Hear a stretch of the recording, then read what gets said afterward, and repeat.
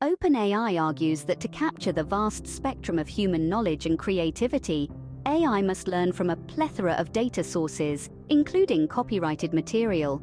This claim, although controversial, is rooted in the inherent nature of artificial intelligence. To mimic human cognition, AI needs to be exposed to diverse and expansive information, much of which exists within copyrighted works. The challenge here is twofold.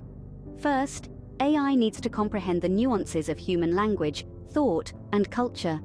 To do so, it must learn from a wide array of books, articles, and other written materials. Second, AI needs to be able to understand and respond to contemporary issues and contexts. This requires exposure to current and copyrighted content. OpenAI suggests that limiting AI training to public domain materials, while respectful of copyright laws, could potentially stunt the growth and utility of AI. It could restrict the AI's understanding to historical contexts, possibly leaving it ill-equipped to deal with the complexities of the modern world. Moreover, OpenAI's position on this issue brings to light the broader question of how we, as a society, want AI to evolve. If we want AI that understands and interacts with us in a meaningful way, it may need to learn from our copyrighted creations. Limiting AI to public domain materials might hinder its potential to understand contemporary contexts and diverse human experiences. The New York Times lawsuit against OpenAI has brought this issue into the limelight. The crux of the lawsuit lies in OpenAI's use of copyrighted content. As we delve deeper into the legal labyrinth, we find OpenAI standing firmly on the principle of fair use. They assert that their AI models, which learn from billions of sentences, do not reproduce any single work in its entirety. Instead, they claim that these models generate novel content, a process that they argue falls within the remit of fair use. On the other side of the ring, we have the New York Times and various other publishers. They contend that OpenAI's use of their copyrighted works to train its AI models should be deemed an infringement. Their argument is grounded in the belief that OpenAI is essentially profiting from their content without permission or compensation. This legal battle is not just about OpenAI and the New York Times. It's a clash of two worlds: the world of artificial intelligence, where data is the lifeblood, and the world of content creation, where intellectual property rights are sacrosanct. The outcome of this case could have far-reaching implications. It could shape the rules that govern how AI companies use copyrighted content in the future. It could also impact the way content creators view and interact with the AI industry. While the legal intricacies are complex, one thing is certain: this case could set a precedent for how AI companies use copyrighted content. SceneScript: OpenAI maintains that using internet materials for AI training is fair use. But what exactly is fair use? In the simplest terms, it's a legal doctrine that permits limited use of copyrighted material without acquiring permission from the rights holders. It's a balancing act, allowing for the promotion of creativity and innovation while still respecting the rights of content creators. Now, in the context of AI training, OpenAI argues that their use of copyrighted content falls under this doctrine. Their reasoning? The content is not being replicated or disseminated, but rather it's used to train the AI to better understand human language and context.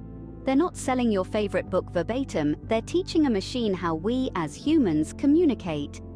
To address concerns, OpenAI has also introduced an opt-out process. This allows publishers and creators who do not want their content included in the AI's training to remove it. But this move has sparked debates. Critics argue that the burden of opting out should not fall on the creators. They question whether this is a fair and effective solution or merely a band-aid on a larger issue. So, where does this leave us? It's clear that the fair use argument is complex and multifaceted, with valid points on both sides. But perhaps the key lies not in legal wrangling, but in cooperation. Transparent and mutually beneficial relationships with content creators could be key. Interestingly, copyright laws vary globally. This diversity in legal frameworks across borders has a significant impact on how AI training can use copyrighted content. For instance, countries like Japan and South Korea have exceptions in their copyright laws that permit the use of copyrighted materials for computational data analysis, a category that includes AI training.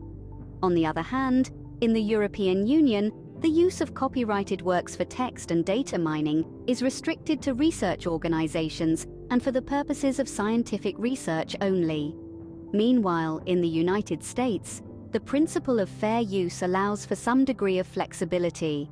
However, the boundaries of fair use in the context of AI training are yet to be clearly defined, as the ongoing lawsuit between OpenAI and the New York Times illustrates. These variations in copyright laws present a complex challenge for AI companies operating internationally.